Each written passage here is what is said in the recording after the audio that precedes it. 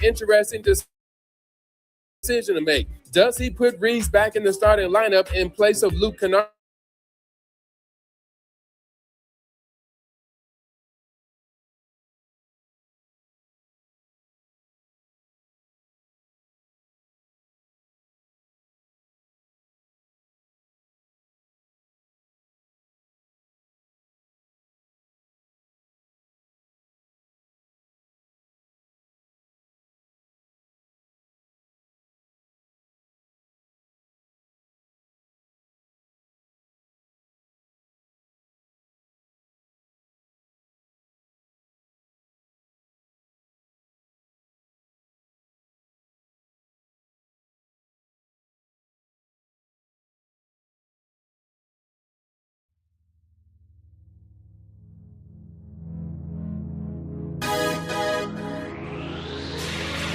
Lives ignore our communities.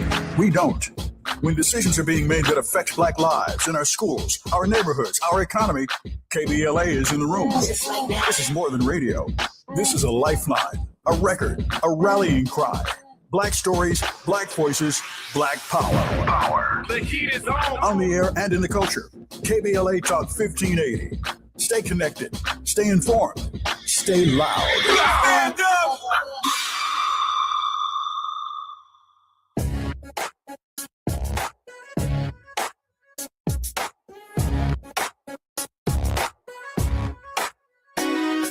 Jesse Jackson Jr. Show. The Jesse Jackson Jr. Show. The Jesse Jackson Jr. Show. The Jesse Jackson Jr. Show. Come on and talk with me. Come on and listen to me. Come on and talk with me. Come on and listen to me. KBLA, Talk 1580, download the app.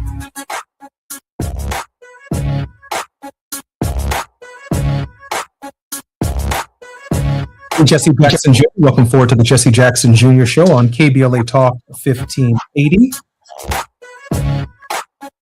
The king is the monarch of the United Kingdom. King Charles is here in the United States along with his queen. And he is participating in a number of events in Washington, D.C. with the President of the United States and the First Lady, including but not limited to speaking to the Congress of the United States today amidst the war in Iran, the ever expanding empire that is the United States under the global leadership, if you can call it leadership, of Donald John Trump. Remember, we have essentially decapitated the leadership in the country of Venezuela. There's talk about a U.S. incursion into Cuba. The president of the United States has launched missiles, I believe, into 8 countries in the first year and a half of his presidency, with a little more than 2.5 years to go. This question of reflecting upon the 250th anniversary of our Declaration of Independence, reflecting upon who we are as Americans, who we have become, and who we were, is pertinent. And so, for our listeners here at KBLA and throughout the world on the KBLA app, we're going to reflect upon the role that the United States has played as one of the world's oldest democracies, the 192 constitutions around the country that largely modeled the U.S. Constitution, many of them flailing without the support of the United States, which has historically given its mission through its evolution. And I do mean its hard-fought evolution, not just the revolution, but the evolution. We have fought for a definition of what it means to build a more perfect union. Reverend Adam Russell Taylor is president of Sojourners and author of A More Perfect Union, a new vision for building the beloved community. You can follow him on Blue Sky at Reverend Adam Taylor. Taylor previously led the Faith Initiative at the World Bank Group and served as the vice president in charge of advocacy at World Vision US and the senior political director at Sojourners. He has also served as the executive director of Global Justice, an organization that educates and mobilizes students around the global human rights and economic justice issues. He was selected for the 2009 and 2010 class of White House Fellows and served in the White House Office of Cabinet Affairs and Public Engagement. Taylor is a graduate of Emory University, the Harvard University Kennedy School of Government, and the Samuel DeWitt Proctor School of Theology. Taylor also serves on the Independent Sector Board, the Global Advisory Board of Tier Fund UK, and is a member of the inaugural class of the Aspen Institute Civil Society Fellowship. Taylor is an ordained minister in the American Baptist Church and the Progressive National Baptist Convention, and serves in the ministry at the Alfred Street Baptist Church in Alexandria, Virginia. Reverend Taylor, welcome forward to the Jesse Jackson Jr. Show. Thank you. It's good to be back with you. Reverend, I'm so grateful that you're back, and I'm hoping that as we move closer and closer to the 250th anniversary of the Declaration of Independence, July 4th, 1776 to July 4th, 2026, that there is a national reflection. And in that national reflection, that your voice be elevated to the national news to put the idea of building a more perfect union and the struggle to build a more perfect union in its proper perspective for the nation and for democracies around the world that followed the basic outline of the United States in its public civil society engagement. Reverend Taylor, let me ask this question. I know we have 2 minutes before we come forward. How did you conclude, given the extraordinary education that you have achieved, that nothing could be more important at this hour in the nation's history than building a more perfect union? For me, the real emphasis always has to be on the more. It's actually why we put the more in blue. I've gotten some flack for that. Some people think it should be in purple or, the non-political color, if you will. But, we've had this perfectionist impulse in our nation's history. This kind of often vain notion that we are a perfect nation. And yet the reality is we are a democratic experiment, one that I'm very proud of, and yet one that has only progressed through a huge amount of struggle that you alluded to. And so I think to be kind of consistent with the need for ongoing struggle and progress, we have to continue to focus on the more, that this is an ongoing journey, rather than a kind of reflexive defensiveness to pretend as though our best years are behind us or that we were somehow a kind of perfect union in the past that has been corrupted in the present. And I think that's actually, sadly, part of the allure of the Make America Great Again movement, and why in this moment we need to really lean into the more. And we can talk more about that when we come back from break. in short, the more for you is towards something. We're going towards something that the architects at the hour of the founding of the country had accepted the idea that we were not perfect? I think that they were trying to create something that could get us on a path to becoming more perfect. And part of that is a measurement of freedom. Part of that is a measurement around equality, some of the things that are built into our Constitution of the United States. And, you know, what is critical is that we do some honest reflection, even reckoning of the ways in which we've fallen short of those ideals, and then figure out how we can redouble our efforts to fully realize those ideals for all Americans. And that, to me, is the project. Reverend Adam Russell Taylor is our very special guest for the hour. A More Perfect Union is his book, A New Vision for Building the Beloved Community. More with Reverend Taylor. I'm Jesse Jackson Jr. on KBLA Talk 1580 when we come forward.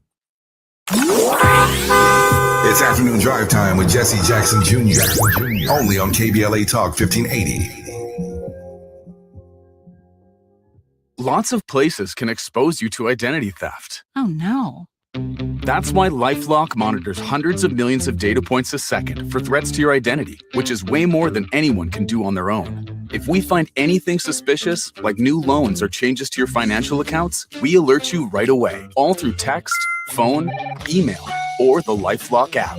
Get the alerts that could make all the difference. Save up to 40% your first year with promo code NEWS at LifeLock.com. Terms apply.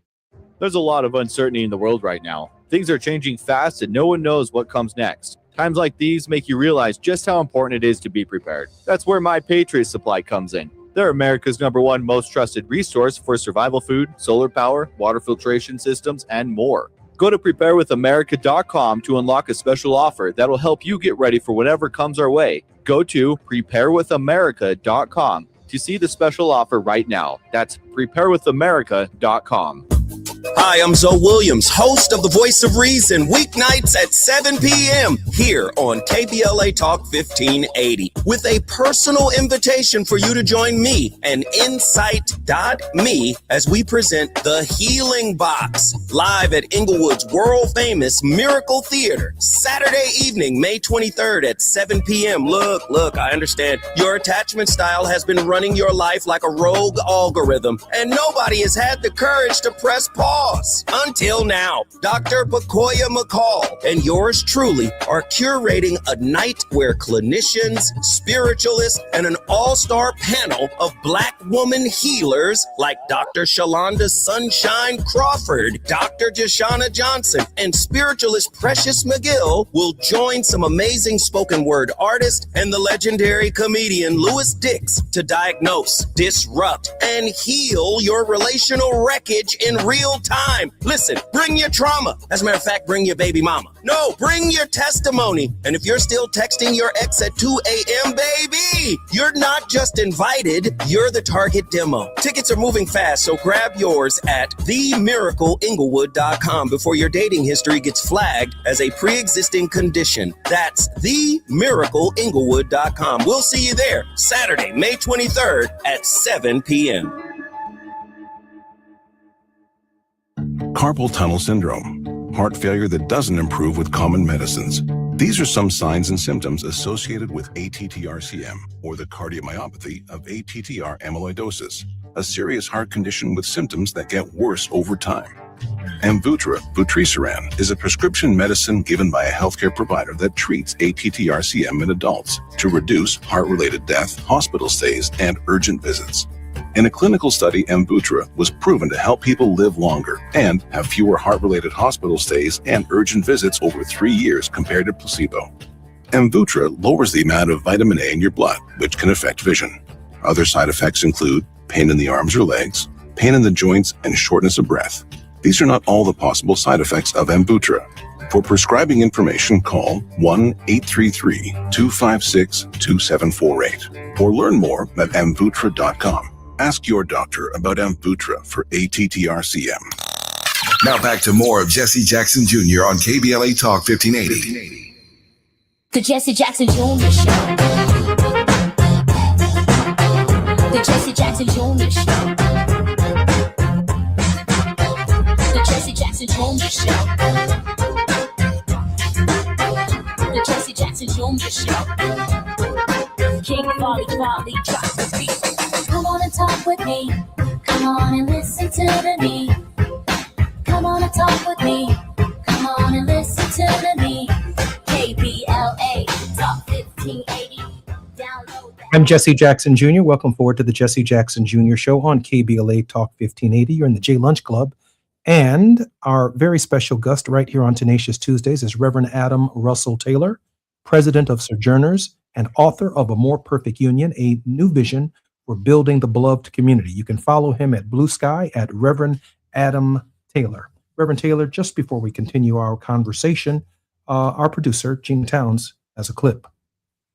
For nearly 2 centuries before the revolution, this land was settled and forged by men, women who bore in their souls the blood and noble spirit of the British.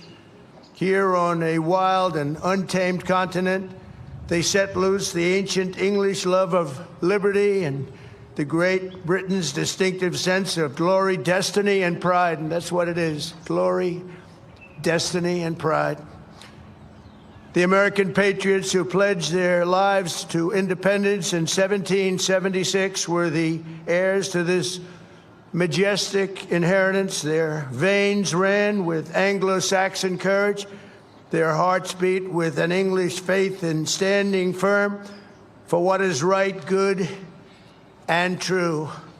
In recent years, we've often heard it said that America is merely an idea, but the cause of freedom did not simply appear as an intellectual invention of 1776. The American founding was the culmination of hundreds of years of thought, struggle, sweat, blood, and sacrifice on both sides of the Atlantic. Fate drew a long arc from the meadow at Runnymede to the streets of Philadelphia that ran through the lives of people born and bred on the British code that no man should be denied either justice or right. I'm Jesse Jackson Jr. That was the President of the United States just moments ago, speaking in the Rose Garden, or what was once the Rose Garden, with King Charles and the Queen. I was struck, Reverend Taylor, by his use of the term "a wild and untamed continent." He talked about Anglo-Saxon courage. But from our historical perspective, obviously both sides at the same hour of the writing of the Declaration of Independence, both sides were tolerating slavery. Reverend Taylor? No question. I mean, not only did he kind of downplay the degree to which we were resisting tyranny and imperialism by Britain, which we are now copying through his leadership or perpetuating through his leadership, but, completely wrote out of history slavery and the fact that no man should be denied justice or rights. And yet, of course, enslaved Black men and women were denied those exact rights. So to me, it's just a really, really painful and dangerous whitewashing and revising of our history, or at least erasure of big parts of our history that aren't, in his mind, convenient or don't kind of prop up his nationalist project. And just one of the things I want to emphasize one of the reasons King Charles is here in this particular visit is in advance of our semi-quincentennial, our 250th birthday celebrations as a nation. And I think that we have to be really, really conscious about resisting the ways the White House and the Trump administration are going to, I think, corrupt this holiday in ways that just advance their Christian nationalist project. And there's kind of a triumphalist, nationalist way of celebrating. And there's a more reflective, self-reflective way. There's a way that engages in truth-telling and can really celebrate the ideals of liberty and justice for all that we should continue to strive to fully realize. And that gets again into the more perfect union piece of what we were talking about before. And so, I know people within our community in particular will have different views and emotions surrounding this 250th birthday.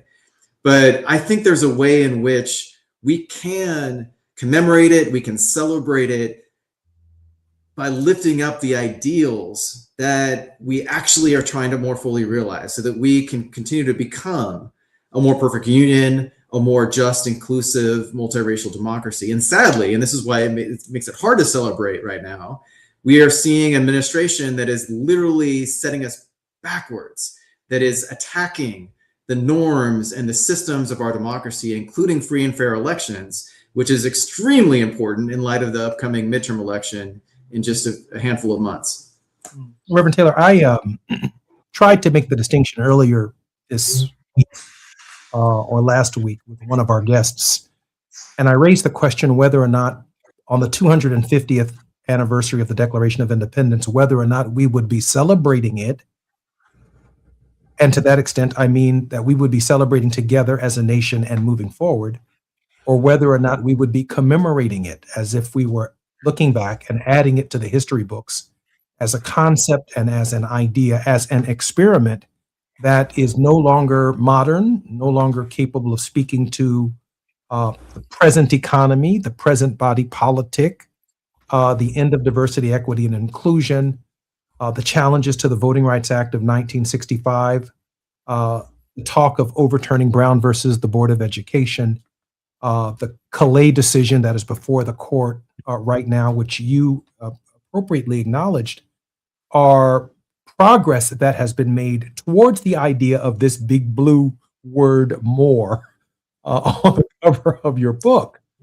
And I'm somewhat struck that when I go through, for example, beyond all men are created equal in the Declaration of Independence, when I turn my attention and we turn our attention to the grievances, I think we see more, not of what Donald Trump was talking about today, but more of what Frederick Douglass was talking about on July 4th. The grievances, the list of grievances, taxing the world, i.e. the tariffs, the list of grievances, ignoring and threatening the judiciary, as in like the only modern president who went to hear the birthright citizenship arguments at the Supreme Court, and his general behavior, that maybe this July 4th, the cause for reflection is actually going to create two different events: a celebration on one side of town that is romanticizing the American project, and a commemoration on the other side of the town for many of us who are equally as concerned that it may not survive. Reverend Taylor? Yeah, that's a provocative question, and I think a really, really important one. I think some of that difference lies with the decisions that we make, how courageous we decide to be in this moment when our democracy is in peril, is under a huge amount of threat and stress. And I think it's really important that we are honest about the ways in which we continue to fall short and how this administration in particular is setting us back, and continue to not cede the ground in this ongoing commitment to more fully realize those ideals, right? I mean, ideals are always aspirational, right? But, just like, one of the things that kind of inspired me with this book, in addition to a more perfect union, is, the vision of the beloved community that animated the civil rights movement, which is also a very aspirational vision. And the civil rights movement didn't fully realize the vision of civil rights, let alone the even more expansive vision of the beloved community. And, as I was coming of age and was born in the shadow of the civil rights movement, I really saw the ways in which so much of that progress had actually been stymied or set back. And, we're seeing that in real time right now. And so, at least for me, I really think that this 250th birthday can be a kind of moment for reflection. It can be an inflection moment for our nation. It can be a moment where we take seriously the peril and threats toward our democracy. And it can be a moment where we redouble our efforts for the kind of project of civic renewal. And even maybe, and this is something that I argue in my book, and I'm certainly not the only one that has argued this. Reverend William Barber has argued this. Dr. Eddie Glaude argued this in his book, Begin Again. But maybe this is the moment where we actually need a new founding of our nation, a kind of fourth reconstruction, if you will. And I think that to me is the more hopeful project that we have to live into. But first, we have to take seriously and defeat some of the political threats that we are literally living under right now. You know, it's really interesting because I had many, many months ago, maybe even a year or so ago, Peniel Joseph on my program, who had written a similar book on third Reconstruction. And I thought very romantically approaching the post-Obama era as something to be hopeful for. But I shared with him, which obviously, you know, Reverend Taylor, in between first Reconstruction and second Reconstruction, there is Jim Crow. There is this period of resistance. And as second Reconstruction comes to an end, I think we do go through a period of the perception that Blacks have made progress, that we've had a president of the United States, that 62 African Americans have served in Congress, a handful have served in the United States Senate. There's a Black governor in Maryland. There are Blacks on corporate boards. And yet we see the resistance movement itself, so powerful that, at least from my perspective, it has the potential to override, if you will, diminish the significance of the 250th year experiment, because for women who can no longer control their bodies, for African Americans who can't go to PWIs and are struggling to get jobs, and the 300,000 Black women who lost their jobs because of Doge, we're still climbing up a very, very difficult mountain. And I'm reflective at this moment of what Frederick Douglass had to say in his oration about what to July 4th does it mean to any of us. Yeah, I think Frederick Douglass's words reverberate right now in this current moment. And I think everyone should read that famous speech because I think it's extremely powerful. And I guess the thing that I am, and I argue this in a chapter in my book called Redeeming Patriotism, I don't want to see us let go of some of the ways in which we do love the ideals of this country, and the ways in which we have been arguably the most powerful democratizing force in our nation's history.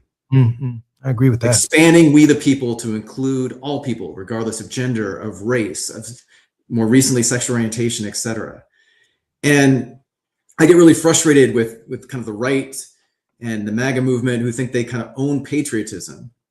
And yet, you know, in many ways, our community has been quite patriotic over the course of our history. We've served in the military in disproportionate numbers, sometimes out of necessity, or out of lack of choices. But I think there is something really important and powerful about kind of redefining what patriotism looks like. And to be honest, one of the most important and powerful forms of patriotism is dissenting sometimes, non-cooperating sometimes, holding our nation accountable to what it says its promises are and whether it actually extends those promises to everyone. Reverend Adam Russell Taylor, president of Sojourners and author of A More Perfect Union, A New Vision for Building the Beloved Community. You're going to be hearing a lot from him between now and July 4th and after July 4th. You can follow him at Blue Sky at Reverend Adam Taylor. This question of what constitutes an inclusive America, a new patriotism, I've argued for a new patriotism, is heavily lifted up in his new book, A More Perfect Union, A New Vision for Building the Beloved Community. And it runs contrary. It runs contrary to the present body politic being led, articulated, and narrated by the conservative MAGA movement. And that does matter, because when we speak about this problem in the context of building a more perfect union, inherent in that is our embrace of the idea that we too are America, that without our contribution to the American project, we would be far less democratic as a nation and far less inspirational to nations around the world that copied our experiment. More with Reverend Adam Russell Taylor. I'm Jesse Jackson Jr. on KBLA Talk 1580 when we come forward. It's afternoon drive time with Jesse Jackson Jr. Only on KBLA Talk 1580.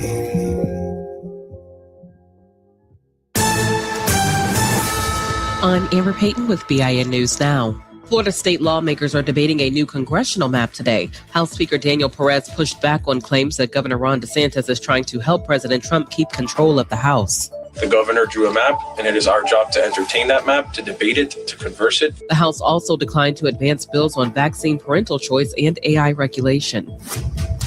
Washington, D.C.'s Black Mayor Muriel Bowser is mourning the death of transgender community advocate Savannah Wanzer.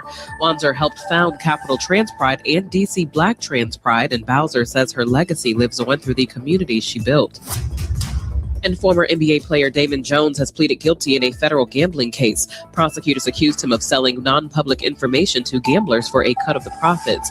Jones, who was black, is the first defendant to plead guilty in the case, which also involved arrest of Terry Rozier and Chauncey Billups. Get BIN News Now on demand 24/7 on the iHeartRadio app. Recall 67A mobile appointments are now available in your area. We come to you quick, easy, and under an hour. Complete the recall to get $500 plus a warranty worth thousands. Schedule today at Cummins.recall.com. This is the KBLA Sports Minute with Ray Richardson. There's a buzz around the Lakers camp today that Austin Reeves might play tomorrow night in Game 5 against Houston. Reeves is listed as a game-time decision. The Lakers' number 2 scorer has been out since April 2nd with a strained oblique muscle. Reeves was cleared to upgrade his workouts a week ago and has made enough progress to speed up his possible return. If Reeves is cleared to play tomorrow night, Lakers coach J.J. Redick has an interesting decision to make. Does he put Reeves back in the starting lineup in place of Luke Kennard? Kennard replaced Reeves and has been a major factor in the Lakers building a 3-1 lead over Houston. No update on Luka Doncic. The NBA's leading scorer has been sidelined since April 2nd with a hamstring injury. The Lakers are hoping Doncic will recover in time to play in the second round if the Lakers advance. No debates, no speculation, just the info you need. That's your KBLA Sports Minute. I'm Ray Richardson. More news, opinions, and conversation when we come forward on KBLA Talk 1580.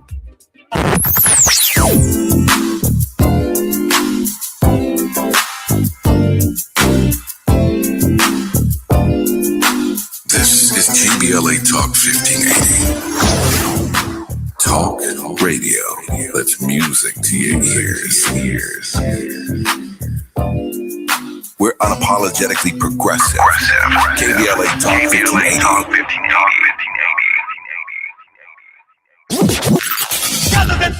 In a world full of noise, one station keeps it real. KBLA Talk 1580, where the conversation goes deeper, the voices sound like yours, and the issues that matter most to our community take center stage. Progressive, powerful, unapologetically us. Whether you're driving through the city or tuning in from your home or office, join the public square. KBLA Talk 1580, your home for talk that enlightens, encourages, and empowers. Listen live on our free KBLA 1580 app, on our website at KBLA1580.com, or on your radio dial at 1580 AM. Unapologetically progressive. When did watching TV go from a way to relax to a complicated chore? Well, if you're sick of huge cable bills or endlessly searching for the show everyone's talking about, then welcome to Philo. Philo's the streaming service that respects both your time and your wallet, without needing to cut the stuff you actually love to watch. This means live TV for more than 70 channels like Hallmark, History, A&E, and Lifetime, plus a huge library of blockbuster movies and classic shows, and an easy-to-use unlimited DVR that lets you save anything you want, skip all the ads when you watch. The best part? You get all this for just $25 a month when you sign up at Philo.tv. No hidden fees, no long contracts, just a genuinely great deal. And new users can try it completely free for 7 days. So head to Philo.tv, that's PHILO.tv, and experience a better way to TV. Subscriptions auto-renew at monthly rate plus applicable taxes. Cancel anytime. See terms at Philo.tv. Hi, I'm Fred Martin, founder of Compton Kids Club. I just want to talk about the authenticity and tell y'all about my homeboy, Tom Steyer. Tom is a rock star. When I met him, Tom gave a grant to schools in San Francisco. All the kids were on probation. We were flying instructors for 2 years to come and help those kids doing performing arts and turning their life around. Some of the kids that he supported, they've graduated from UCLA. Let's fast forward. Tom is in schools in Compton, hanging out with the kids in the piano classes. Brother Tom Steyer hangs out in the studio with us. These are the seeds that he's planted.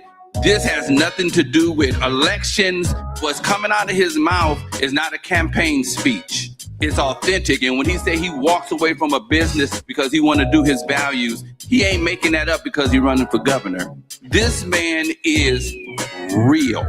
Ad paid for by Steyer for Governor 2026. The joint will be jumping. Ebony Repertory Theater, in association with Fig Street Films, brings you one of the most beloved musicals of all time. Tony Award winner, Ain't Misbehavin'. The soulful, swinging celebration of the music of Fats Waller. From the rollicking to the romantic, this show is pure magic, full of the songs that defined an era and the voices that'll make you forget everything else for a night. Foot stomping, heart stirring, unforgettable. Don't miss Ain't Misbehavin' at the Nate Holden Performing Arts Center, starring Lettucey, directed by Ren T. Brown. This is the night out you've been waiting for. Tickets are going fast, so don't wait. Grab yours now at ebonyrep.org or call the box office today at 323-964-9766. Ebony Repertory Theater, bringing the culture, keeping the legacy alive. Ain't Misbehavin' runs May 21st through June 8th at the Nate Holden Performing Arts Center. Get your tickets now. You're listening to Jesse Jackson Jr. on KBLA Talk 1580. The Jesse Jackson Jr. Show. The Jesse Jackson Jr. Show. The Jesse Jackson Jr. Show. The Jesse Jackson Jr. Show. King Volley drops the beat. Come on and talk with me. Come on and listen to the me. Come on and talk with me. Come on and listen to the me. KBLA Talk 1580. I'm Jesse Jackson Jr.'s Tenacious Tuesdays on the Jesse Jackson Jr. Show. In the next hour, none other than Barbara Arnwine will be joining us in her regular segment on the Jesse Jackson Jr. Show. In this hour, Reverend Adam Russell Taylor, president of Sojourners. Taylor previously led the Faith Initiative at the World Bank Group, served as vice president and charge of advocacy at World Vision U.S., executive director of Global Justice. He was selected for the 2009-2010 White House Fellows and served with the White House Office of Cabinet Affairs and Public Engagement, a graduate of Emory University, Harvard University, and the Samuel DeWitt Proctor School of Theology. Reverend Taylor, a resume to die for. And I'm wondering, given your scope and your vision and the history of your work in this space, I'm wondering if the present assault on our rights, from your perspective, what does a more perfect union look like in this context? I was with Barack Obama when he set out to build a more perfect union. But in this climate, a more perfect union is very, very different. I'm particularly proud, though, that the language that you have chosen is broad enough to include all Americans, and it's not just limited to one side of town as you advocate for social justice. Reverend Taylor? Yeah, I mean, I think that a more perfect union, particularly right now, will require us to break the fever of the kind of MAGA movement agenda. And some of that is certainly tied into Project 2025, which when the president was running for a second time, kind of denied that he even knew the agenda. And then, of course, he ended up hiring Russell Vought as his own B director and others that were the architects of that agenda. And now we are seeing arguably nearly half, if not over half of what was in Project 2025 become policy as a part of this administration. And so I do think that we need to see a real dramatic shift in our kind of political terrain, which in part is going to require a real commitment to truth telling. You know, the fact that the president continues to double down on the big lie that the 2020 election was stolen and is now trying to use the lie that there's widespread voter fraud among undocumented immigrants as a pretext to basically argue that if the election in 2026, the midterms, doesn't go his way, then it only can happen because of fraud. He's using that as a pretext to undermine the results and potentially even to subvert those results. So we have to be really vigilant in our preparation for that and our response to that. I think that we desperately need a moral vision that is grounded in a series of policy principles and commitments. And so some of that for me is making real a kind of economic justice and opportunity agenda for all Americans to ensure that all Americans can thrive. And we know we have a severe housing crisis in this country. We have an affordability crisis. We have many people that are working for poverty wages because we don't have a living wage in place around the country. So there's a number of policy commitments that I think are really critical. But we also have a really broken and sick political system where money is far too impactful and influential, where the majority of races are decided in the primaries and not in the general election. And while I don't generally support gerrymandering, but I do think that it was justifiable that states like Virginia made the changes they did in order to have a fighting chance, because the Republicans and the president in particular started this really destructive path with Texas. And so there has to be some real structural changes in the context of our democratic system that also will be really crucial.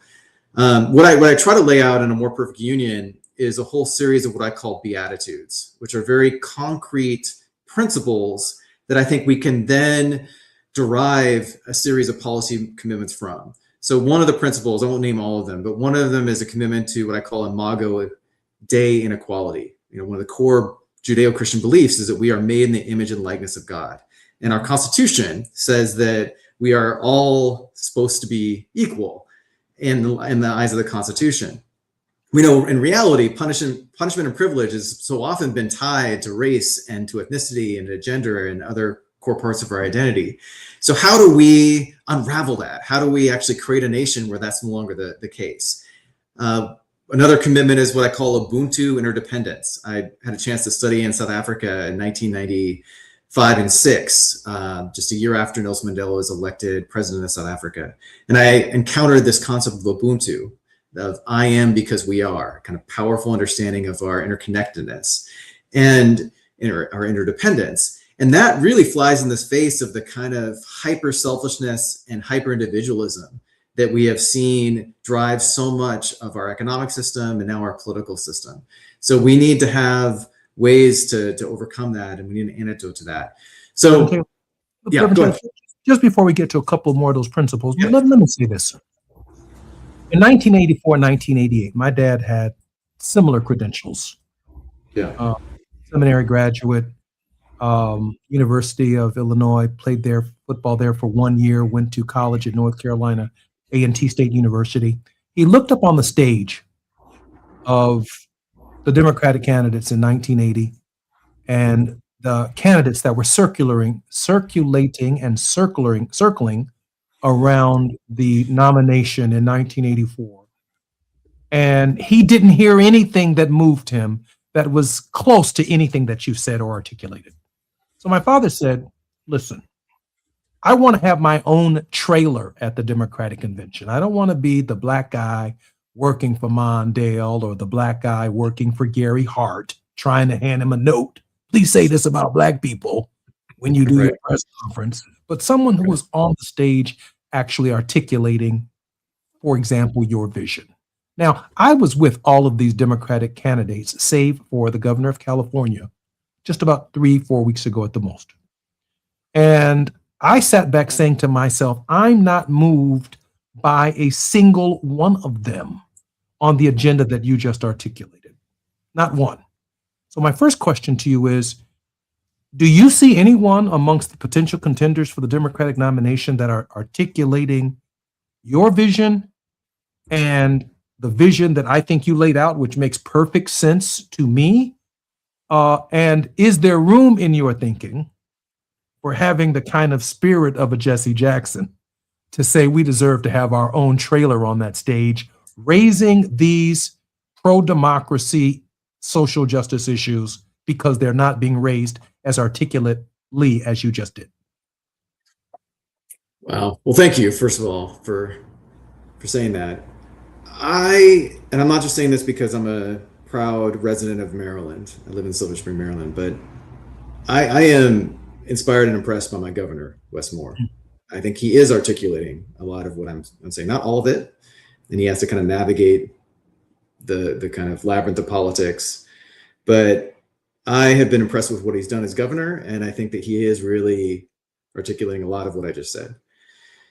I think we also need more of those trailers, and we need to press. So I have to just be really crystal clear. I mean, I run an organization that's a nonprofit organization. Sojourn is a nonprofit organization, right? And I think it's healthy for our country and our democracy if both parties try to do more to engage and respect and take seriously people of faith, and Christians in particular in this case, and understand that Christians are not a monolith, right? And one of the things that I think has really hurt the Democratic Party is that not all, but the majority of Democrats have either had this kind of arm's length religion or relationship with religion, kind of reticence, and at worst, this kind of hostility toward religious voters that are animated by their faith, oftentimes with a very, very powerful moral vision and social justice set of commitments for our nation. Reverend Taylor. And so they've ceded so much of that territory, and your father modeled this so well. Right. So I've got to pay the sponsors. I'm Jesse Jackson Jr. You're listening to the Jesse Jackson Jr. Show. When we come forward, more with Reverend Adam Russell Taylor. We're going to pick up on this point right here when we come forward. While you're stuck in traffic, we can at least bring you up to speed on the news of the day. You're listening to Jesse Jackson Jr. only on KBLA Talk 1580.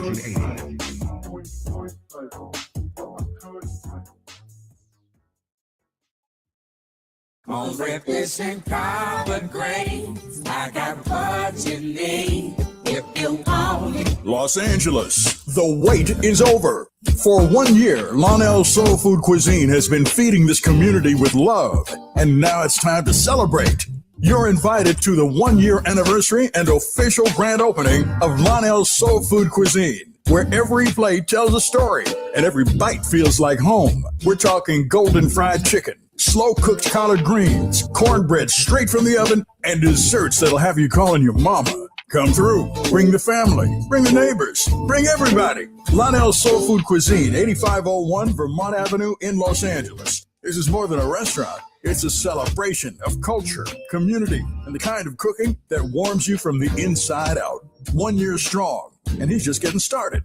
Lonell Soul Food Cuisine, 8501 Vermont Avenue, Los Angeles. Come hungry, leave happy, always. Stay informed with 24/7 power outage alerts from LADWP delivered straight to your phone or email when an outage occurs. Get notified when there's a major outage and again when your power is restored. Track up to 3 neighborhoods, like your home, your workplace, even a family member's. Stay connected. Stay informed. Sign up at ladwp.com/outage alert. That's ladwp.com/outage alert. Sign up today at ladwp.com/outage alert. You better work. She's rooted in culture and rising in power. Los Angeles City Council member Karen D. Price Jr. invites you to the District 9 Women's Leadership Summit, a powerful gathering celebrating the women who shape our communities. Join us Sunday, May 3rd from 1 to 6 p.m. Registration is open now, but space is limited. District 9 residents receive special priority. This event is free. Call 323-846-2651 to reserve your spot. That's 323-846-2651. Be rooted, be powerful, be there. KBLA Talk 1580. We've got a lot to talk about. KBLA Talk 1580, connecting you with services and solutions. The Michael's Daughter Foundation is dedicated to inspiring youth and resilience through storytelling, arts, filmmaking, and enrichment programs for youth and families in under-resourced communities and system-impacted individuals. The Michael's Daughter Foundation is a 501c3 nonprofit providing free and low-cost arts programs to youth and families from under-resourced communities, both system-impacted youth and those affected by the incarceration of a loved one. 1 in 43 children in America have a parent incarcerated. 70% of those children are expected to end up in prison. Through filmmaking, animation, theater, and writing, they help young people express themselves, build confidence, and imagine new possibilities. Beyond the arts, they offer financial literacy workshops, emergency support, and scholarships. Because thriving takes more than talent, it takes access. To learn more about the impact of Michael Daughters Foundation and how you can be a part of the movement, please visit their website, michaelsdaughterfoundation.com. This is a community call to action from KBLA Talk 1580. KBLA Talk 1580. We've got a lot to talk about.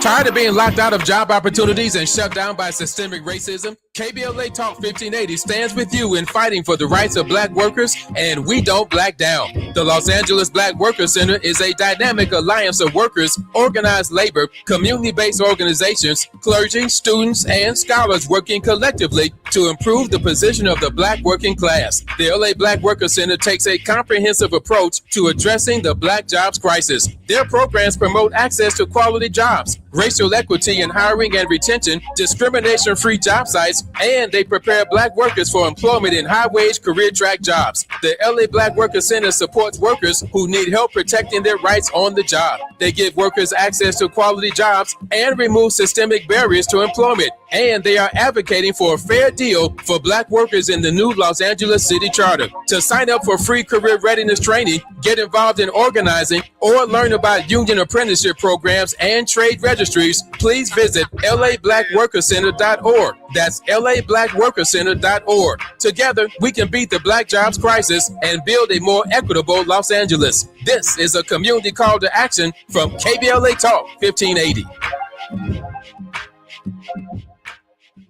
Do you owe $10,000 or more in credit card debt or personal loans? With credit card debt at all-time highs, Debt Relief Advocates is urgently notifying consumers of debt relief now being made available, designed to aid consumers with out-of-control credit card debt. Those who qualify and enroll for this relief program will only have to pay back a fraction of what they owe. This is not bankruptcy or a debt consolidation loan. This is a relief program that credit card companies would rather you not know about, as it ends your debt nightmare and saves you lots of money. Consumers owing at least $10,000 in credit card debt or personal loans can now take advantage of this debt relief as the cost of living skyrockets. Debt Relief Advocates has established a relief hotline for you to call to learn what debt reduction you may qualify for, so don't wait. For this free information, call the Relief Hotline at 800-515-4493, 800-515-4493, 800-515-4493.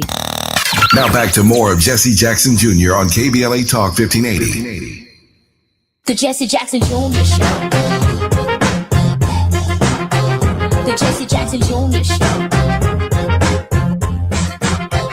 The Jesse Jackson Jr. Show. The Jesse Jackson Jr. Show. King Volley, drop the beat. Come on and talk with me. Come on and listen to me. Come on and talk with me. Come on and listen to me. KBLA Talk 1580. Hey, I'm Jesse Jackson Jr. Welcome forward to the Jesse Jackson Jr. Show. Reverend Adam Russell Taylor, president of Sojourners and author of A More Perfect Union, a new vision for building the beloved community, has been our guest in this hour. You can follow him on Blue Sky at Rev Adam Taylor. Blue Sky at Rev Adam Taylor. Reverend Taylor, just before the break, you were making a point. I wanted to add to that point very quickly that I was very impressed with Wes Moore. And of course, the audience was largely African American. Pete Buttigieg, Kamala Harris, and other potential 2028 candidates came through the room. But watching Wes Moore and the integrity to which he has as a black man has been something that has been very encouraging to me on many of these critical issues to which you've addressed. Reverend Taylor, you were making a point just before the break.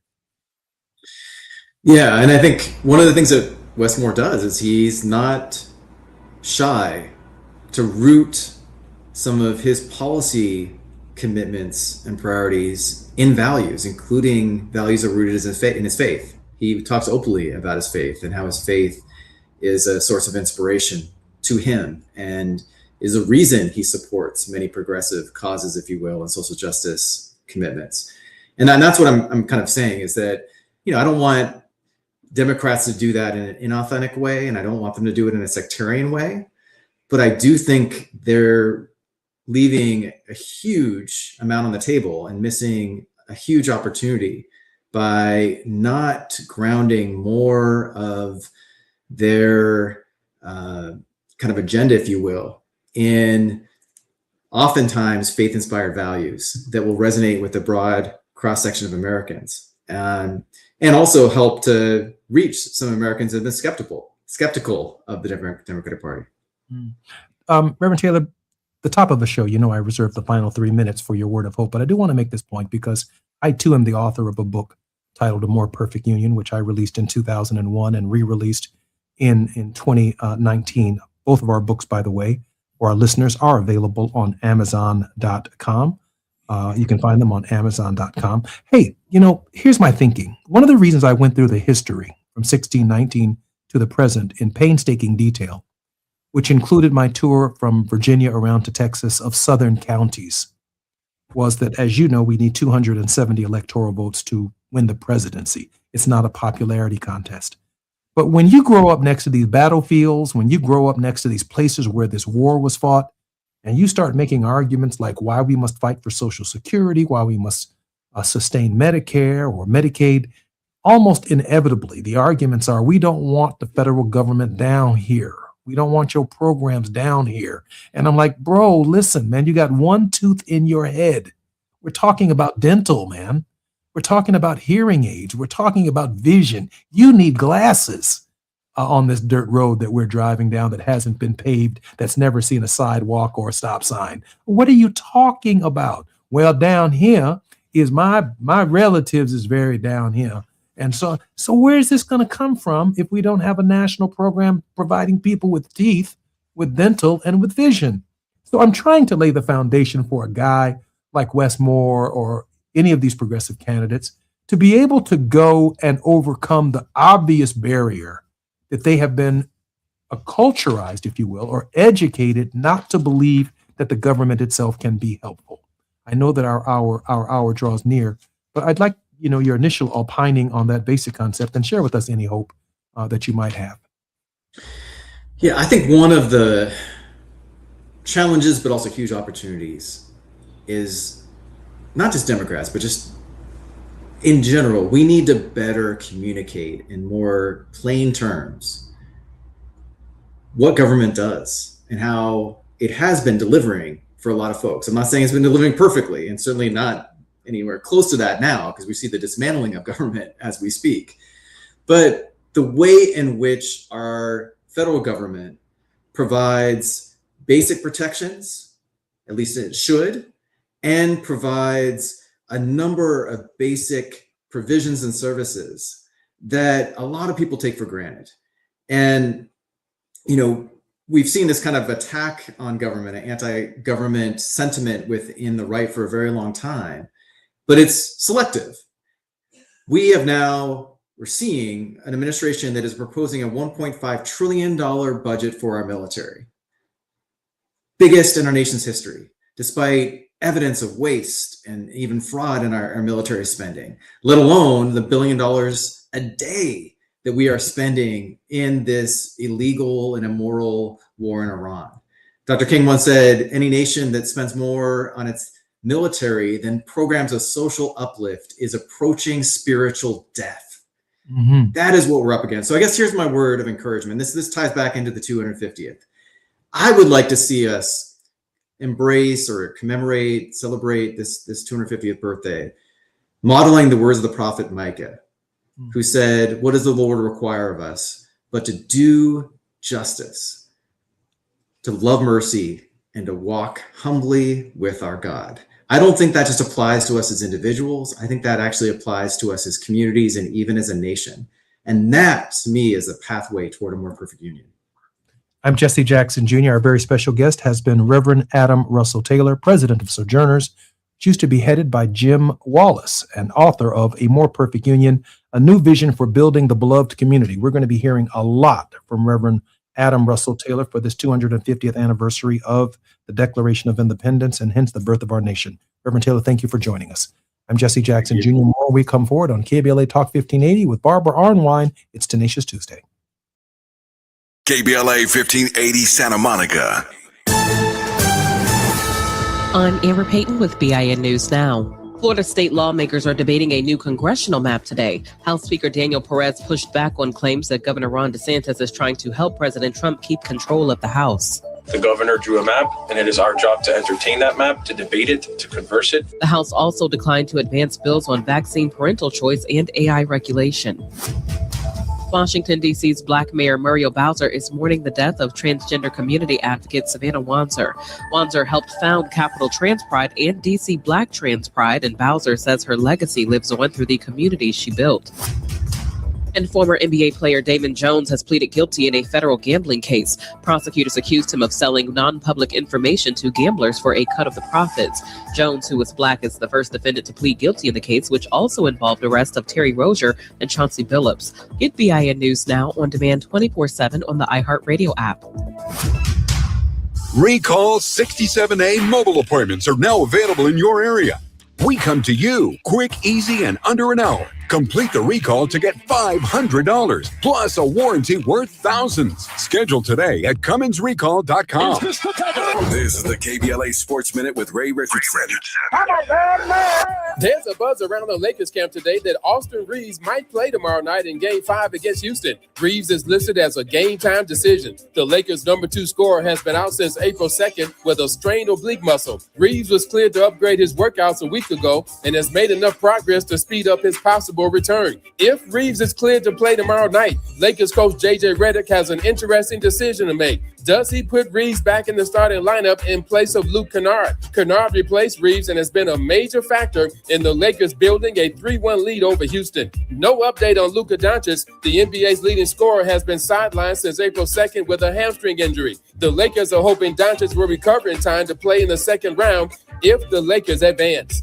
No debates, no speculation, just the info you need. That's your KBLA Sports Minute. I'm Ray Richardson. More news, opinions, and conversation when we come forward on KBLA Talk 1580.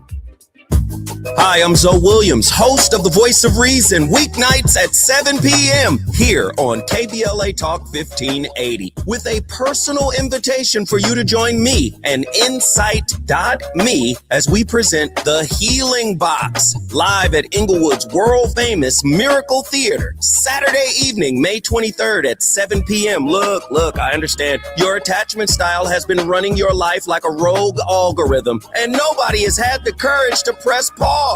Until now, Dr. Bakoya McCall and yours truly are curating a night where clinicians, spiritualists, and an all-star panel of Black woman healers like Dr. Shalonda Sunshine Crawford, Dr. Jashana Johnson, and spiritualist Precious McGill will join some amazing spoken word artists and the legendary comedian Louis Dix to diagnose, disrupt, and heal your relational wreckage in real time. Listen, bring your trauma. As a matter of fact, bring your baby mama. No, bring your testimony. And if you're still texting your ex at 2 a.m., baby, you're not just invited, you're the target demo. Tickets are moving fast, so grab yours at themiracleinglewood.com before your dating history gets flagged as a pre-existing condition. That's themiracleinglewood.com. We'll see you there Saturday, May 23rd at 7 p.m.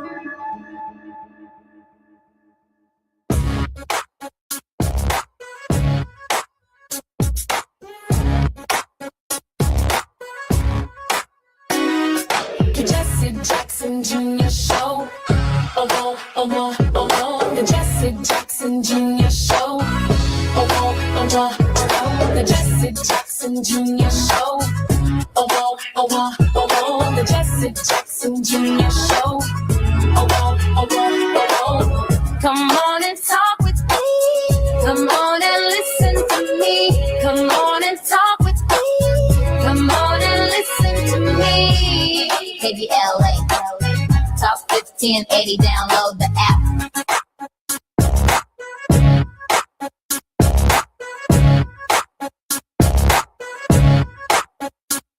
I'm Jesse Jackson Jr. Welcome forward to the Jesse Jackson Jr. Show on KBLA Talk 1580. It's Tenacious Tuesday on the Jesse Jackson Jr. Show.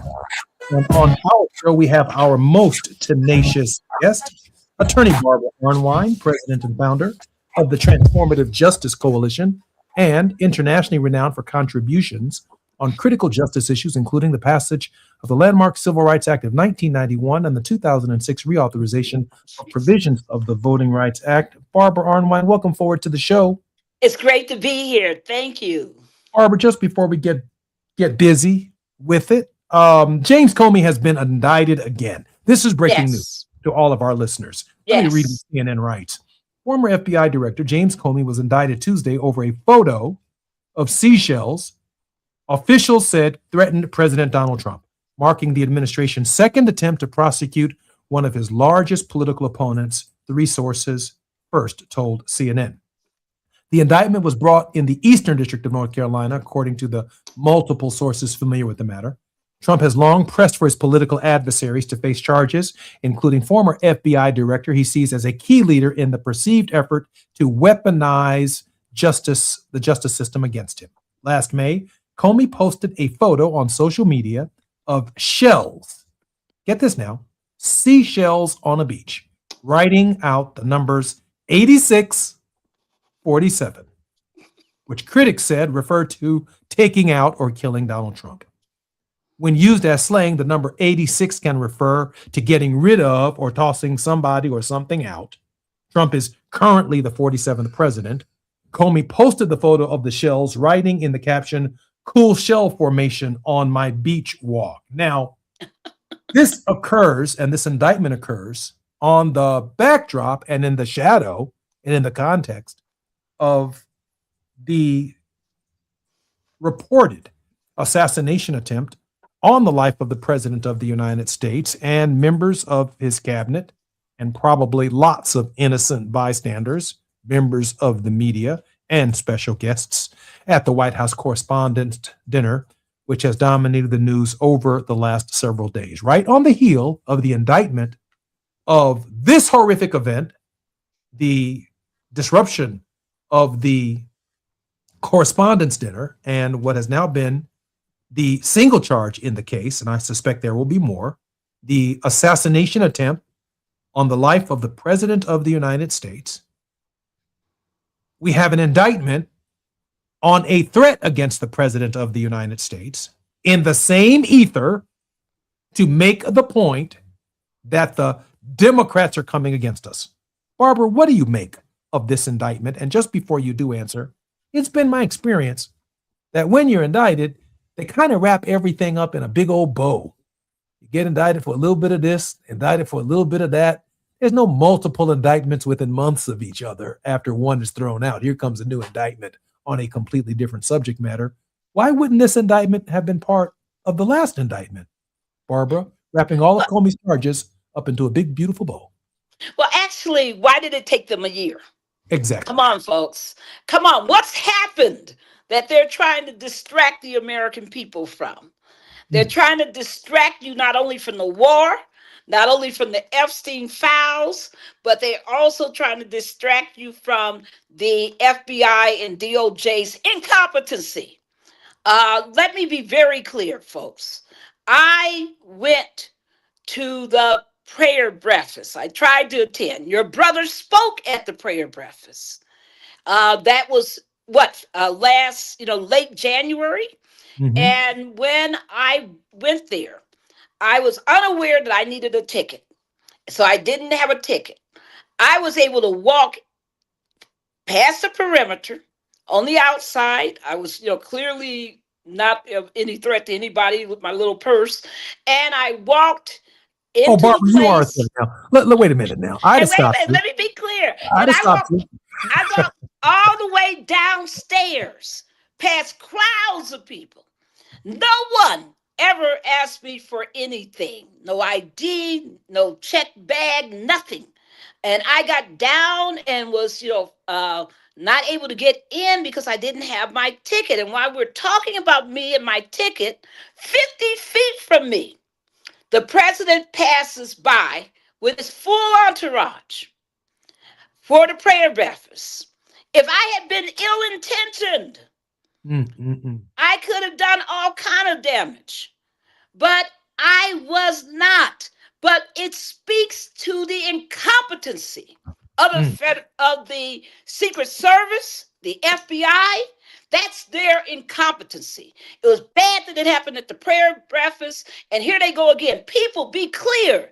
The Washington Hilton, we have events there all the time. Presidents come and go all the time historically. That's where Reagan was shot, because presidents come and go. And it is the duty of the Secret Service and the FBI to secure the safety of the president, no matter where he is, not only in the nation, from city to city, but worldwide. So don't get confused. When he's talking about he wants a ballroom to have his little bunker to hide out in, be very clear that that's, once again, conceding that his FBI and his Secret Service are incompetent. Because if they were competent, this wouldn't be an issue. Obama spoke several times at that same place. Bush spoke several times there. Biden spoke several times there. Trump in his first administration did. But you now got an FBI and a Secret Service so incompetent that you got to have a ballroom so you can control on White House property, everything. This is insane. A president's got to get out there and move around and talk to the people. And if they're not competent enough to secure him, then what are they doing? So I just think that this is all nonsense. Comey, 8647. All right, FBI, you're going to go and arrest everybody who's been posting that? Millions have posted it. Barbara, you're going to just go arrest all the millions? You're listening to the Jesse Jackson Jr. Show on KBLA Talk 1580. When we come forward, more on Secret Service incompetence. I have some stories for you when we come forward. It's afternoon drive time with Jesse Jackson Jr. Only on KBLA Talk 1580. Lots of places can expose you to identity theft. Oh no. That's why LifeLock monitors hundreds of millions of data points a second for threats to your identity, which is way more than anyone can do on their own. If we find anything suspicious, like new loans or changes to your financial accounts, we alert you right away, all through text, phone, email, or the LifeLock app. Get the alerts that could make all the difference. Save up to 40% your first year with promo code NEWS at LifeLock.com. Terms apply. There's a lot of uncertainty in the world right now. Things are changing fast and no one knows what comes next. Times like these make you realize just how important it is to be prepared. That's where My Patriot Supply comes in. They're America's #1 most trusted resource for survival food, solar power, water filtration systems, and more. Go to preparewithamerica.com to unlock a special offer that'll help you get ready for whatever comes our way. Go to preparewithamerica.com to see the special offer right now. That's preparewithamerica.com. In a world full of noise, one station keeps it real. KBLA Talk 1580, where the conversation goes deeper, the voices sound like yours, and the issues that matter most to our community take center stage. Progressive, powerful, unapologetically us. Whether you're driving through the city or tuning in from your home or office, join the public square. KBLA Talk 1580. Your home for talk that enlightens, encourages, and empowers. Listen live on our free KBLA 1580 app, on our website at KBLA1580.com, or on your radio dial at 1580 AM. Unapologetically progressive. Carpal tunnel syndrome, heart failure that doesn't improve with common medicines. These are some signs and symptoms associated with ATTR-CM, or the cardiomyopathy of ATTR amyloidosis, a serious heart condition with symptoms that get worse over time. Amvuttra, vutrisiran, is a prescription medicine given by a healthcare provider that treats ATTR-CM in adults to reduce heart-related death, hospital stays, and urgent visits. In a clinical study, Amvuttra was proven to help people live longer and have fewer heart-related hospital stays and urgent visits over 3 years compared to placebo. Amvuttra lowers the amount of vitamin A in your blood, which can affect vision. Other side effects include pain in the arms or legs, pain in the joints, and shortness of breath. These are not all the possible side effects of Amvuttra. For prescribing information, call 1-833-256-2748 or learn more at amvuttra.com. Ask your doctor about Amvuttra for ATTR-CM. Now back to more of Jesse Jackson Jr. on KBLA Talk 1580. The Jesse Jackson Jr. Show. The Jesse Jackson Jr. Show. The Jesse Jackson Jr. Show. The Jesse Jackson Jr. Show. King Volley, drop the beat. Come on and talk with me. Come on and listen to me. Come on and talk with me. Welcome forward to Jesse Jackson Jr. on KBLA Talk 1580. It's Tenacious Tuesday, and we're on the grind with Barbara Arnwine. Barbara, welcome forward to the Jesse Jackson Jr. Show. It's great to be here. I'm speaking to you from New Mexico. Oh, and wow. I am out here in the wilderness of the Tamaya Basin, and just enjoying talking with a whole lot of good people about how we did build our democracy. Barbara, and most of this conversation today, I'm going to allow you to do just that. I do want to go back to this question of Secret Service incompetence. Yes. Share a personal story. Yes. And I'm going to leave it at that right here on the radio. Our family was blessed to have my father with us as long as we did. Yes. And what many people may or may not know, Barbara, is that Dad had a very, very significant role in planning his own funeral. Yes. That's just how long we had Dad with us. And Amen. Certainly my mother planned and had to have her wishes honored. And from my perspective, that's all that mattered. Yes. My father's funeral. The day after his departure, we had a press conference as siblings in front of my family's home, my parents' home, where we were raised as kids. And my parents' wishes were offered. They didn't want to talk politics because they knew that Democrats and Republicans and others would be there. And his funeral was not the appropriate place for debating or arguing over policy and issues that matter. It was about his life. Most importantly, it was about my mother's comfort. And so my dad planned out every step of his funeral, including but not limited to the idea that speakers are not to speak more than 10 minutes. Those were my father's wishes. And so we welcomed everyone to that funeral. Everyone heard my initial press conference. Somewhere along the way, the state of South Carolina decided to invite my father's remains to South Carolina to lay in state, which was an extremely high honor in that only 5 people have ever laid in state in the South Carolina Capitol, and taking Dad there was important. Just before that, Speaker Johnson had made the judgment that Reverend Jackson should not lay in state at the Capitol of the United States. Shame. And so rather than go to Washington to keep it dignified, because the South Carolinians treated my father with great dignity, and my mother on our way to South Carolina got very sick, had to be hospitalized with a palpitation of her heart. So Jonathan stayed with her. But I accompanied Dad on to South Carolina to fulfill our responsibilities. Yes. While in South Carolina, I had to make the judgment that since we weren't going to be going to Washington, D.C., that I wanted to bring Dad back home and to bring him back home in a dignified way. On the trip back home, the same day that we were traveling is the day that the Secret Service did a walkthrough at my father's funeral. I was not there. I should have been there.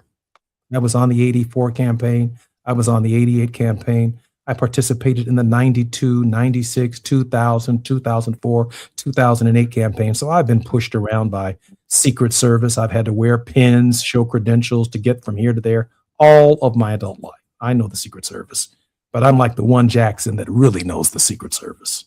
Right? So on the day that I'm bringing Dad back, I was unable to actually meet with the field agents in charge, only to find out that when they came, people who'd not interacted with them, they capitulated. Our staff capitulated to whatever they wanted.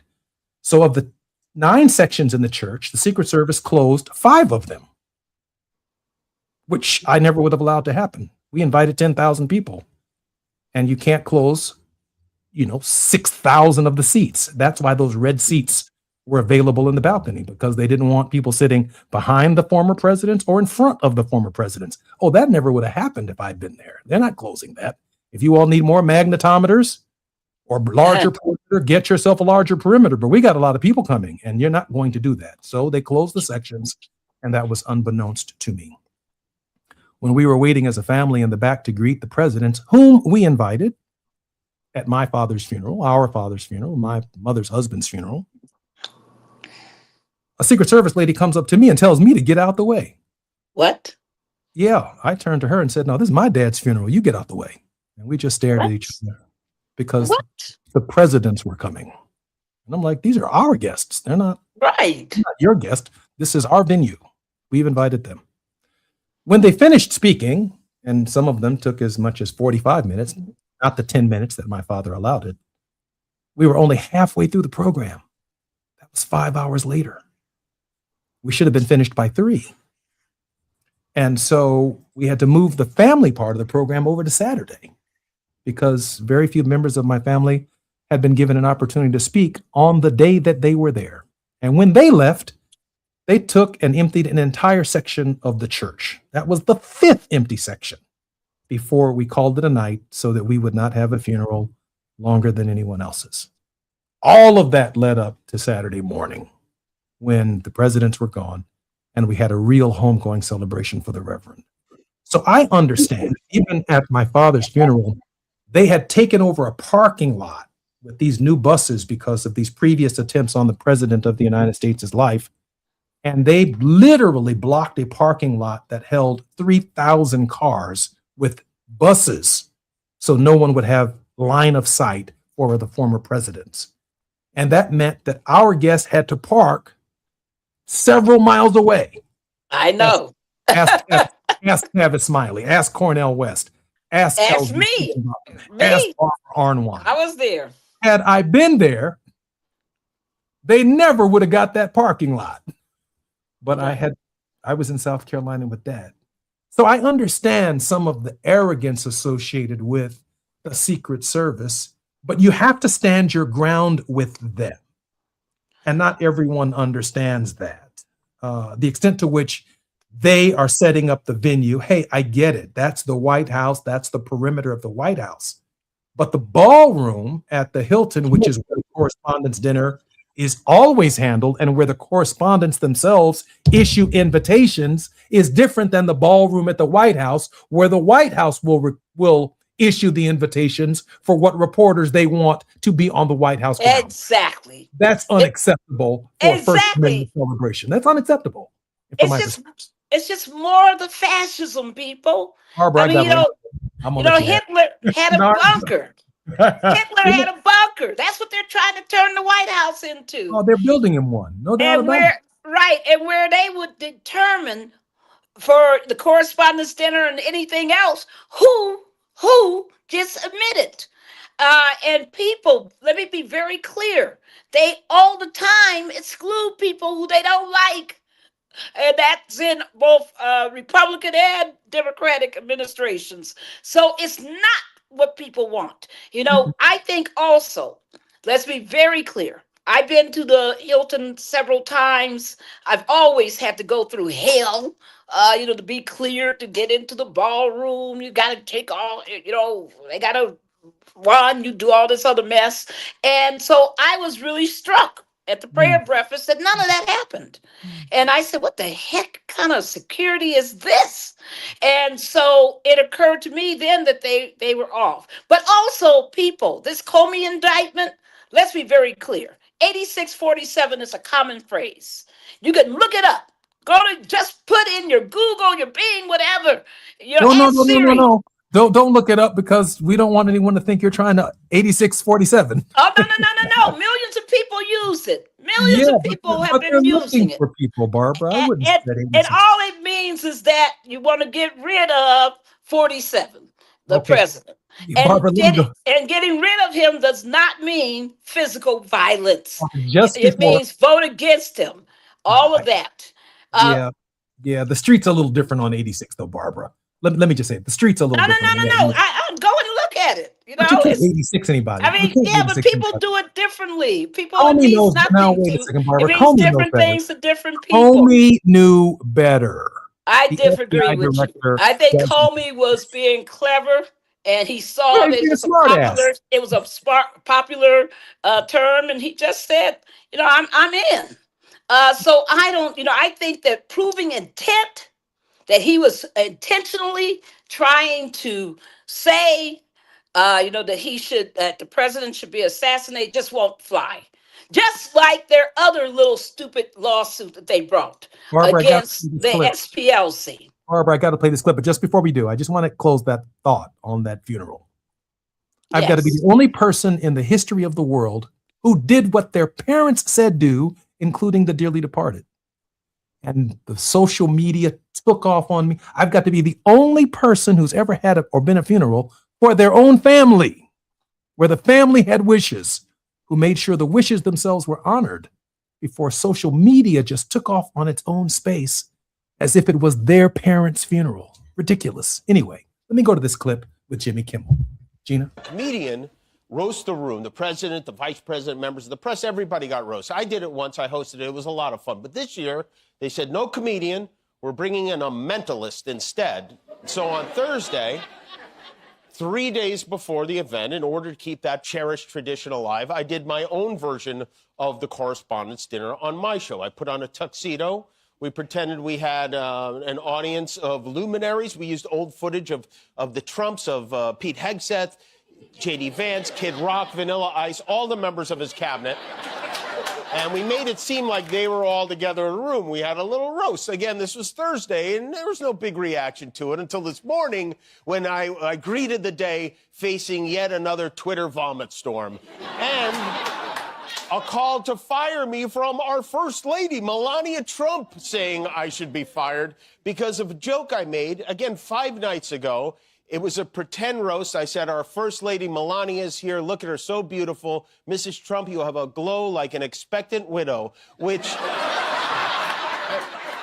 obviously was a joke about their age difference and the look of joy we see on her face every time they're together. It was a very light roast joke about the fact that he's almost 80 and she's younger than I am. It was not, by any stretch of the definition, a call to assassination, and they know that. I've been very vocal for many years speaking out against gun violence in particular, but I understand that the First Lady had a stressful experience over the weekend, and probably every weekend is pretty stressful. Barbara, the FCC has now weaponized the licensing process and is now going after local ABC affiliates.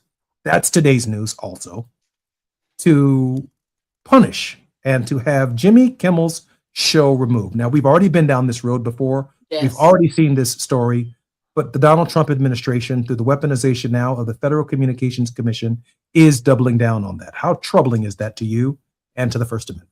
Extremely. And they're not going to stop. I mean, as long as he's in office and his fascism is his number one goal, they're going to strike at the First Amendment, and they're going to try to destroy the protections of the First Amendment, which is freedom of speech, including comedy. And by the way, Melania Trump, you got something to say. Why haven't you said anything about your husband telling the world that a whole civilization should be destroyed, that he was going to destroy it? You never have said a word about that. Shame on you. How dare you be a First Lady and not say that my husband was wrong or to tell him to walk it back. She is all about herself, all about her own image. It is disgusting. We lack statesmanship in the Congress, and we lack dignity in the White House. This entirety of this indictment against Comey, this indictment against the Southern Poverty Law Center, they're all embarrassing and they're all disgraceful. And I want to be very, very clear, folks. Why is it happening at this time? He made this comment a year ago. Why at this time? It's not just because of some cold Thomas Allen. It's because of the fact that Kash Patel is under attack and Blanche wants to be the new AG. They're showing off for their one audience of one, which is always Trump. Because remember, Kash Patel, prior to the shooting, everybody was talking about he was on his way out because of his public urination and all, and his public drinking and being absent from the job and all the things that are laid out in depth in the Atlantic article that he now has sued the Atlantic over. And in response to his lawsuit, more people have come up with more pictures and more stories about his intoxication. This is what you call distraction politics, people. Don't fall for it. It's distraction politics. It's the whole basis of this is to distract your mind from what's going on, just like they're trying to distract our minds from the incompetency Barbara? of what we saw. I'm Jesse Jackson Jr. It's Tenacious Tuesdays with KBLA. Barbara Arnwine, she's wound up today. More we come forward right here on KBLA Talk 1580. It's afternoon drive time with Jesse Jackson Jr. Only on KBLA Talk 1580.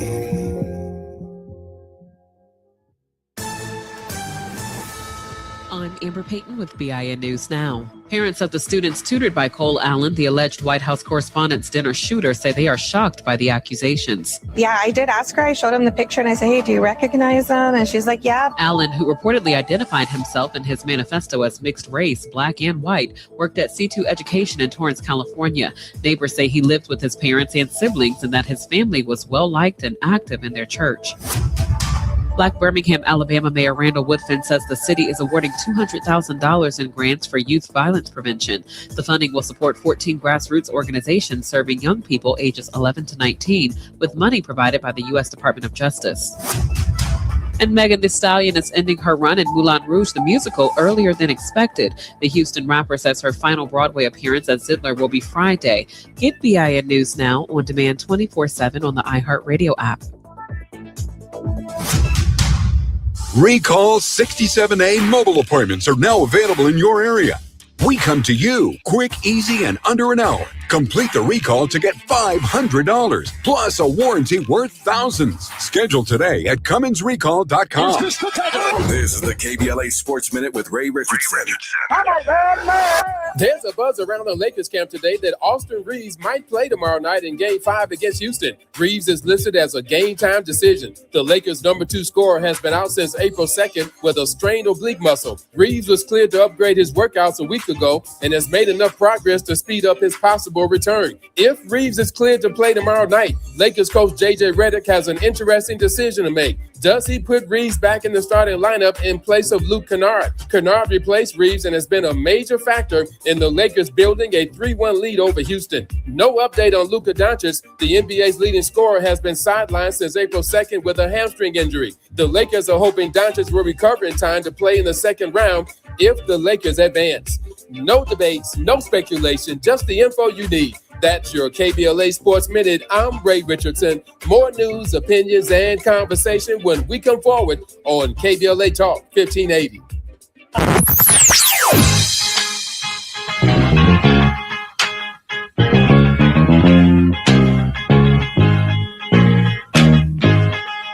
This is KBLA Talk 1580. Talk radio. That's music to your ears.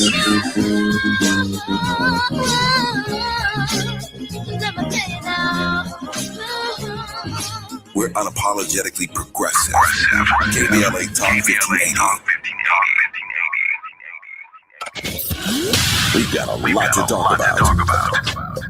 Hi, I'm Zoe Williams, aka the Voice of Reason, encouraging you to join me weekdays from 7 to 9 p.m. for the world's most intriguing relationship radio roundtable. Every night, I facilitate and encourage our loyal listeners to participate in the most engaging relationship discussions you'll hear anywhere. So make it a point to rendezvous with me, Zoe Williams, the Voice of Reason, Monday through Friday, 7 to 9 p.m. Pacific Standard Time. Trust me, your relationships will never be the same. The VOR is on fire tonight. Unapologetically progressive. KBLA Talk 1580. We've got your black. When did watching TV go from a way to relax to a complicated chore? Well, if you're sick of huge cable bills or endlessly searching for the show everyone's talking about, then welcome to Philo. Philo's the streaming service that respects both your time and your wallet without needing to cut the stuff you actually love to watch. This means live TV for more than 70 channels like Hallmark, History, A&E, and Lifetime, plus a huge library of blockbuster movies and classic shows, and an easy-to-use unlimited DVR that lets you save anything you want, skip all the ads when you watch. The best part? You get all this for just $25 a month when you sign up at Philo.tv. No hidden fees, no long contracts, just a genuinely great deal. And new users can try it completely free for 7 days. So head to Philo.tv, that's PHILO.tv, and experience a better way to TV. Subscriptions auto-renew at monthly rate plus applicable taxes. Cancel anytime. See terms at Philo.tv. My name is Cynthia Mitchell. I've been an emergency room nurse in Los Angeles County for 25 years. I've been there through every fire season, every outbreak, every earthquake. Every time Los Angeles needed us, the doctors and nurses of Los Angeles County showed up. And right now, I'm seeing another disaster coming. Trump's cuts to Los Angeles County's healthcare system are a public health crisis in the making. Medi-Cal, public hospitals, disaster preparedness are all at risk, but we can stop it. Measure ER fights back against these cuts. For a half a penny, we keep emergency rooms open, care within reach for working families, and doctors and nurses serving the communities we love. When you vote yes on Measure ER, you're not just voting for healthcare, you're voting for LA. Vote yes on Measure ER by June 2nd. Ad paid for by Yes on ER, Restore Healthcare for Angelinos, sponsored by St. John's Community Health and Health Justice Action Fund. Ad committee top funder, St. John's Community Health. The joint will be jumping. Ebony Repertory Theater, in association with Big Street Films, brings you one of the most beloved musicals of all time. Tony Award winner, Ain't Misbehavin'. The soulful, swinging celebration of the music of Fats Waller. From the rollicking to the romantic, this show is pure magic, full of the songs that defined an era and the voices that'll make you forget everything else for a night. Foot stomping, heart stirring, unforgettable. Don't miss Ain't Misbehavin' at the Nate Holden Performing Arts Center, starring Lettucey, directed by Ren T. Brown. This is the night out you've been waiting for. Tickets are going fast, so don't wait. Grab yours now at ebonyrep.org or call the box office today at 323-964-9766. Ebony Repertory Theater, bringing the culture, keeping the legacy alive. Ain't Misbehavin' runs May 21st through June 8th at the Nate Holden Performing Arts Center. Get your tickets now. You're listening to Jesse Jackson Jr. on KBLA Talk 1580. The Jesse Jackson Jr. Show. The Jesse Jackson Jr. Show. The Jesse Jackson Jr. Show. The Jesse Jackson Jr. Show. King Volley drops the beat. Come on and talk with me. Come on and listen to the me. Come on and talk with me. Come on and listen to the me. KBLA Talk 1580. I'm Jesse Jackson Jr. Welcome forward to the Jesse Jackson Jr. Show on KBLA Talk 1580. Barbara Arnwine currently serves as co-chair and facilitator of the National Commission for Voter Justice, the Millennial Voters Matters Convenings, and Voting Rights Alliance. She was the head of the Lawyers Committee for Civil Rights under law from February 1989 until June 2015 and holds the honorific title of President Emeritus. Barbara, welcome forward to the Jesse Jackson Jr. Show. So much for having me on. Barbara, I do want to put a big bow on my father's funeral, if I might, for just another 2 minutes. Please, and then we'll take it on at the end. So, I shared with you all what had taken place on that Friday, but what I did not share with you, and I kept it to myself until now, is on Thursday night at about midnight, I get a video for about 3.5 minutes from you-know-who wants it played at the funeral. And I said, well, if you-know-who is not going to be here, then, and 3 other presidents are going to be here, and I'm not going to play this video. I listened to it very carefully. Over and over and over again. And just a few days before that, he began bombing Iran. And I said, wow, I run the risk if we honor and play this video of there being booze at my dad's funeral. So that's not going to happen. So I saw myself as saving the Democratic presidents from what would be an inevitable attack if there were booze at my father's funeral. We had to respond to it. But on the next day, when my sisters finally got the opportunity to speak because they were knocked off the program by the long speeches on Friday, the musicians and others started playing music like it was the Gong Show. Now, I said, and I'm not going to apologize about it, if we can listen to what they had to say the day before, you can listen to the people who actually knew my dad, who gave up their careers to care for him in his current state. Jackie left Japan, where she was teaching, and for 5 years, she gave of her life and time to provide for my dad. We can honor him and honor them in that way, no matter how long their speeches are, because they didn't speak the day before. And by the time the First Amendment, Jimmy Kimmel, and what's happening to Comey, by the time all of this stuff hit my dad's funeral, you know, I was the guy left holding the bag as if I had attacked people whom I did not attack. Why would I attack people I invited? It simply did not happen. So I'm wrapping that up into a big bow to say that in this First Amendment space, no one is being patient with anyone anymore.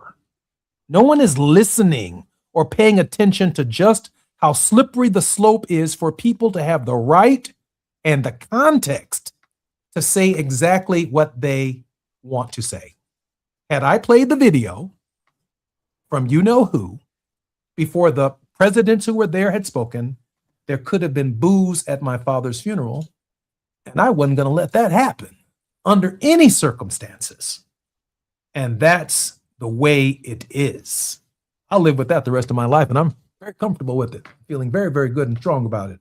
But it took me all of this time to be able to cite that what's happening to Jimmy Kimmel is wrong, what's happening to James Comey is wrong, taking these statements that people make, chopping them up into AI videos, and dealing with perceptions of what people are saying when they are not saying what you think they're saying, and maybe you don't have the context.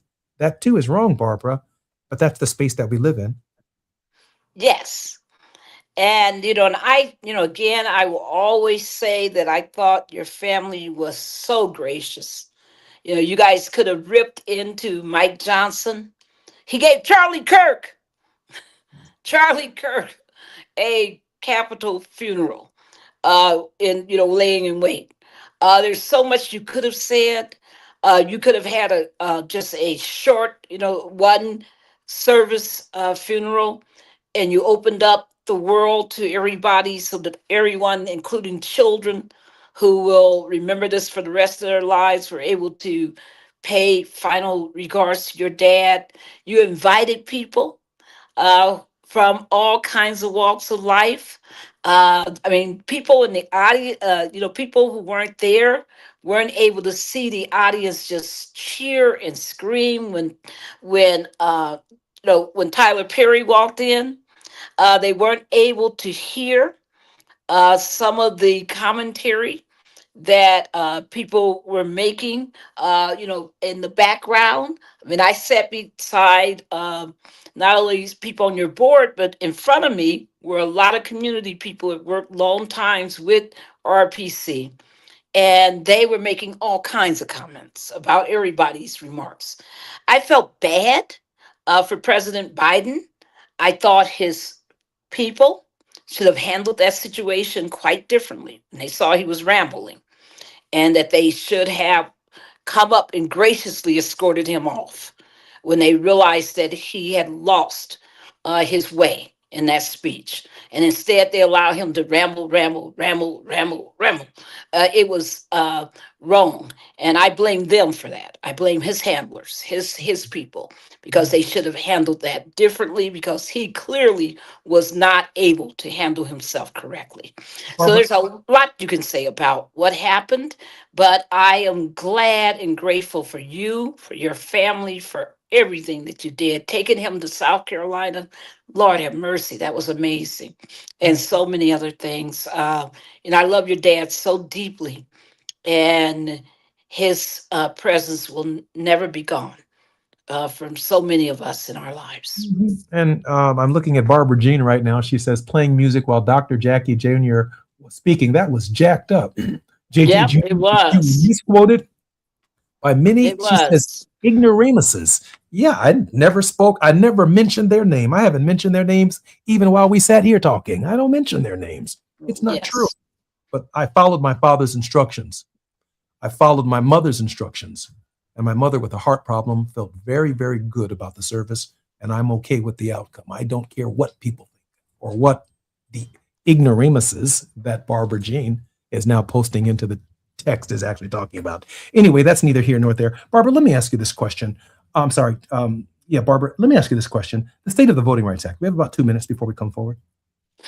Everybody, we are anxious over the Calais decision. Of course, we always are. Every time I'm on the show, tomorrow is an opinion day of the court. So once again, we're watching. You saw what they did last night. I mean, that was shocking.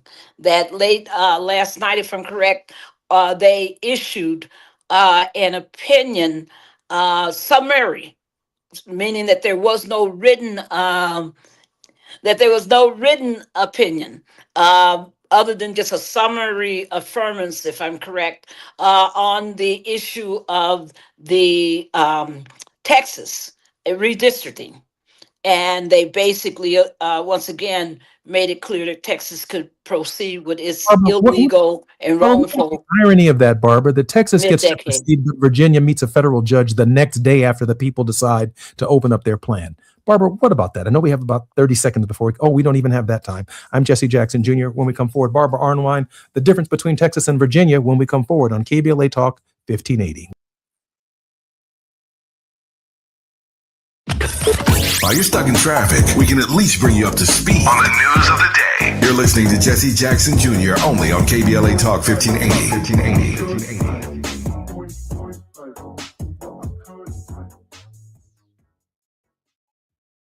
You better work. She's rooted in culture and rising in power. Los Angeles City Council member Karen D. Price Jr. invites you to the District 9 Women's Leadership Summit, a powerful gathering celebrating the women who shape our communities. Join us Sunday, May 3rd from 1 to 6 p.m. Registration is open now, but space is limited. District 9 residents receive special priority. This event is free. Call 323-846-2651 to reserve your spot. That's 323-846-2651. Be rooted, be powerful, be there.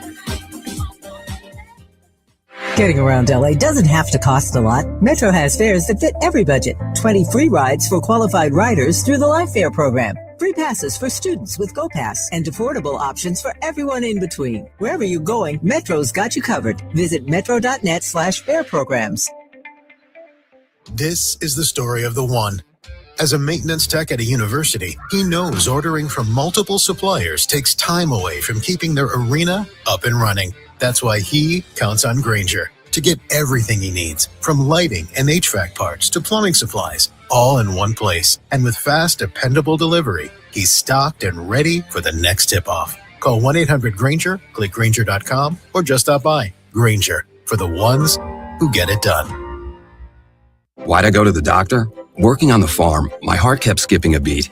I didn't think much of it, but my daughters made me get checked out. Turns out I have atrial fibrillation, which increases the risk of stroke about 5 times.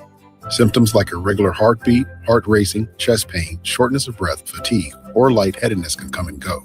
But if it's AFib, the risk of stroke remains. If you have symptoms, contact a doctor.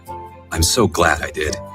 Visit notimetowait.com. Sponsored by Bristol Myers Squibb and Pfizer. Is reviewing life insurance on your to-do list? Now's the perfect time to add it. A friend recently told me that securing life insurance sooner rather than later can help you lock in lower rates for years to come. So I bumped this up on my list and got it done. I called SelectQuote and couldn't believe how easy and affordable life insurance is. I'm 40 and got a $500,000 policy for $16 a month. My husband's also 40 and his $500,000 policy was only $18 a month. Plus, with SelectQuote's same-day coverage, there was no medical exam required, and we were covered by the time we hung up. Knowing I have this checked off my list feels amazing, but the peace of mind knowing my family is protected feels even better. Call SelectQuote at 1-800-729-7070. That's 1-800-729-7070. Or go to SelectQuote.com to get your free quote today. That's 1-800-729-7070. Details on example rate at SelectQuote.com. KBLA Talk 1580. We've got a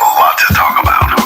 KBLA Talk 1580, connecting you with services and solutions. At the heart of the Al Wooten Center's mission for good citizenship and academic excellence is a desire to ensure that every student avoids the kind of lifestyle and overcomes the kinds of challenges that led to the murder of Al Wooten Jr. In 1990, founder Myrtle Fay Rumpf opened the center in honor of her son's life. In 2026, they are serving more than 300 students in grades 3 through 12 annually online and on site at their youth center and other sites in the South LA area. The Al Wooten Jr. Youth Center takes a neighborhood approach to the revitalization and empowerment of a community in crisis. The Wooten Center provides free after-school and summer programs to help students in grades 3 through 12 attain grade-level proficiency and promotion, high school graduation, and college and career access and success. The Al Wooten Center focuses on academics, STEM, the arts, and so much more. Join them for an enriching experience that sparks creativity and nurtures young minds. Tap in at wootencenter.org. That's wootencenter.org. This is a community call to action from KBLA Talk 1580.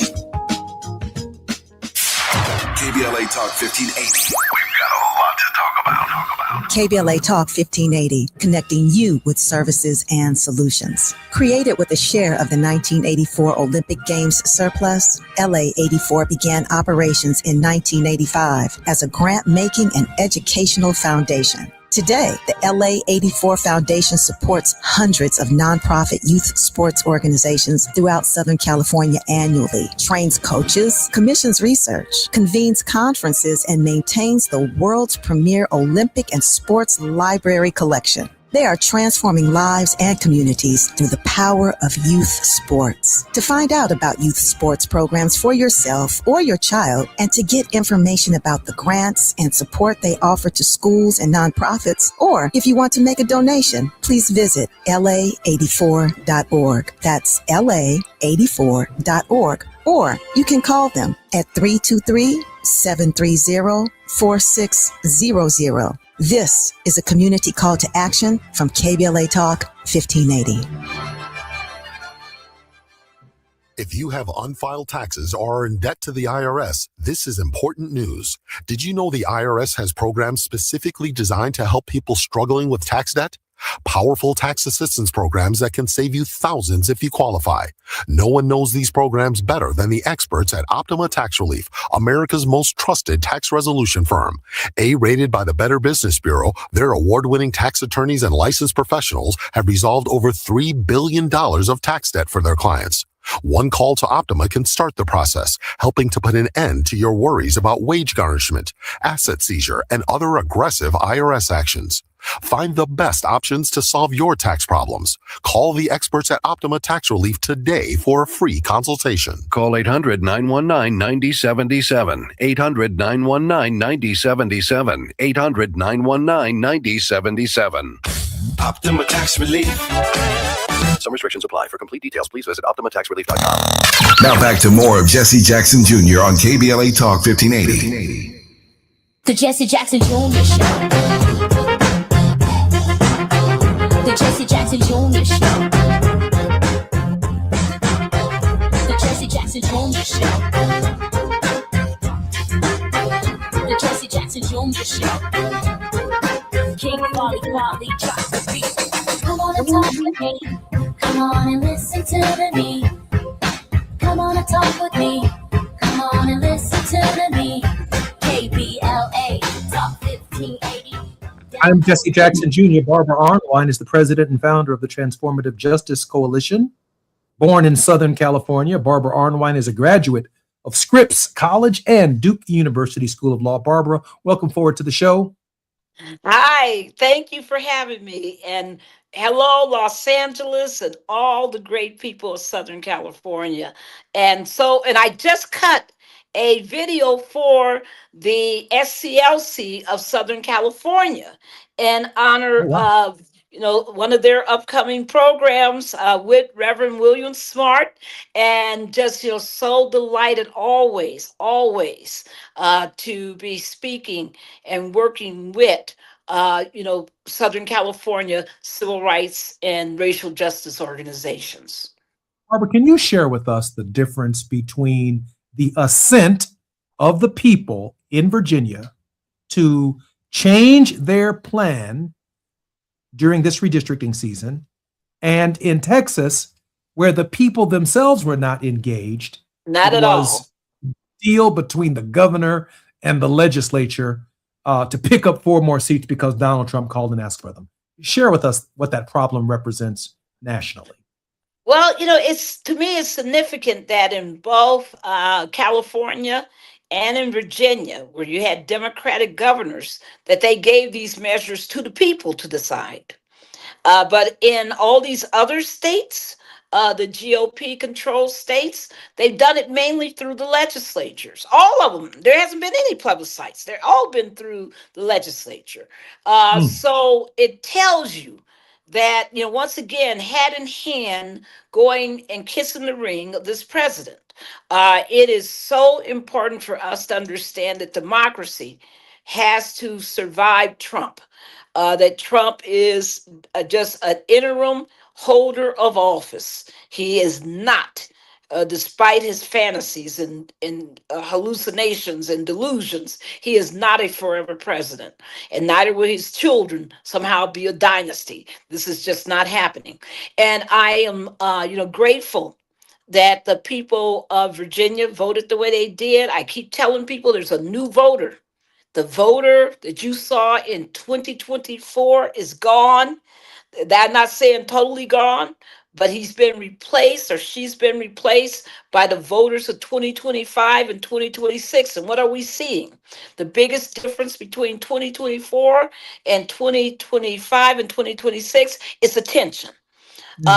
Voters are educating themselves. They spent $17 million lying in Virginia. 17 million.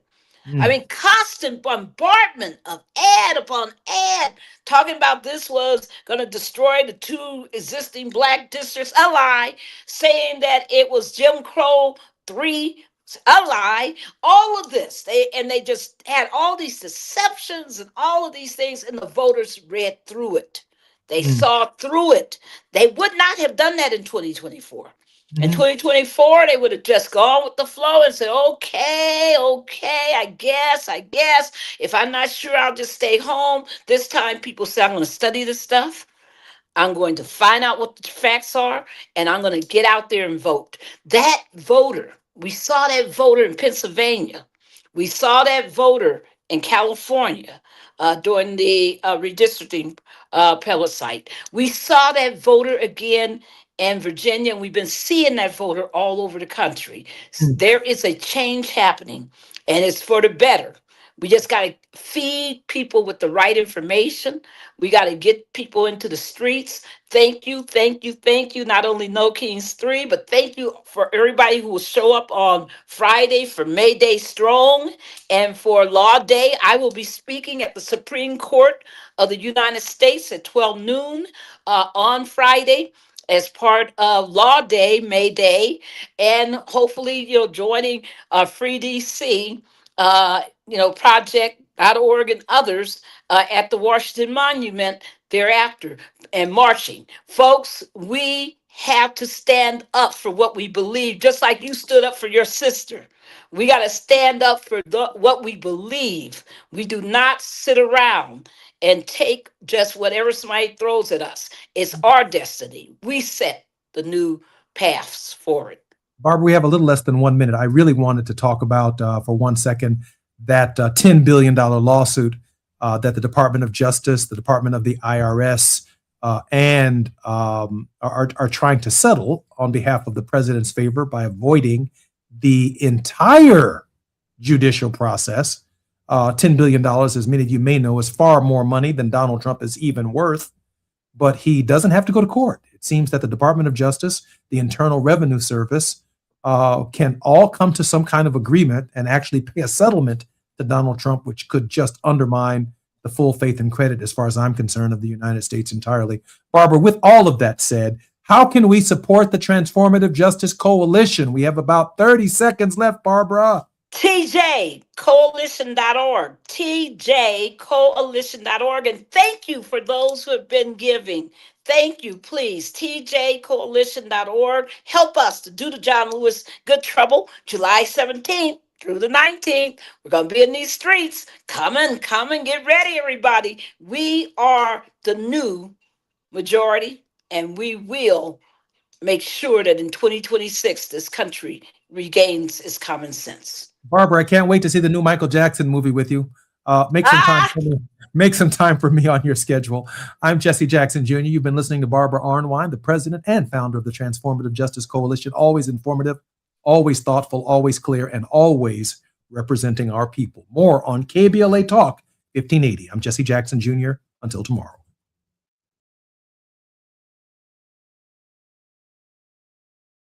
KBLA 1580 Santa Monica.